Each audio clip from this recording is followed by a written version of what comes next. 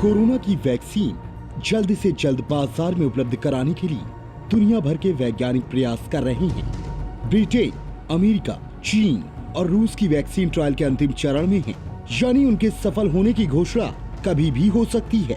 हालांकि जब तक कोरोना की कारगर वैक्सीन उपलब्ध नहीं हो जाती, तब तक वैज्ञानिक अन्य बीमारियों के लिए इस्तेमाल होने वाले टीकों पर भी शोध कर रहे हैं। ताजा रिपोर्ट में यह दावा किया गया है कि टीबी के लिए इस्तेमाल होने वाली बीसीजी वैक्सीन कोरोना वायरस के खिलाफ भी असर दिखा रही है।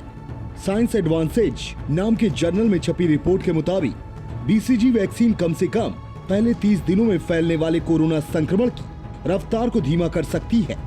American association for the advancement of science के मुताबिक बीसीजी का टीका लगाना जिन देशों में अनिवार्य है, वहां कोरोना वायरस के प्रसार के पहले 30 दिनों में कम संक्रमण और कम मृत्यु दर देखी गई है।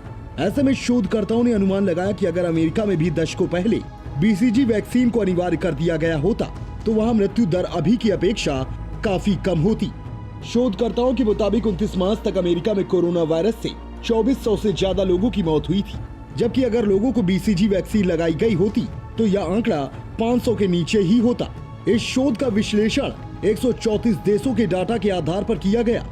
किन देशों में अनिवार्य है बीसीजी टीका? भारत और चीन में बीसीजी टीका राष्ट्रीय टीकाकरण अभियान में शामिल है। शोधकर्ताओं का मानना है कि इसी वजह से यहाँ मृत्यु दर कम रही है। कुछ डॉक्टरों का भी मानना है कि बीसीजी वैक्सीन कोरोना से जुड़ी परेशानियों से बचने में मदद कर रही है।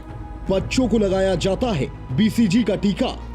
बीसीजी का टीका जन्म से 15 दिन के अंदर बच्चों को लगाया जाता है। यह कई संक्रामक बीमारियों से बच्चों को बचाता है, खासकर टीबी जैसी खतरनाक बीमारी से। बीसीजी वैक्सीन का चल रहा क्लिनिकल ट्रायल। भारत में तो महाराष्ट्र सरकार कोरोना मरीजों पर बीसीजी वैक्सीन का असर देखने के लिए क्लिनिकल ट्रायल भी कर रही है। इसके तहत 250 मरीजों को बीसीजी वैक्सीन लगाई गई है। इसके नतीजों के आने में 2 से 3 महीने का वक्त लगेगा। Bureau report, global voice.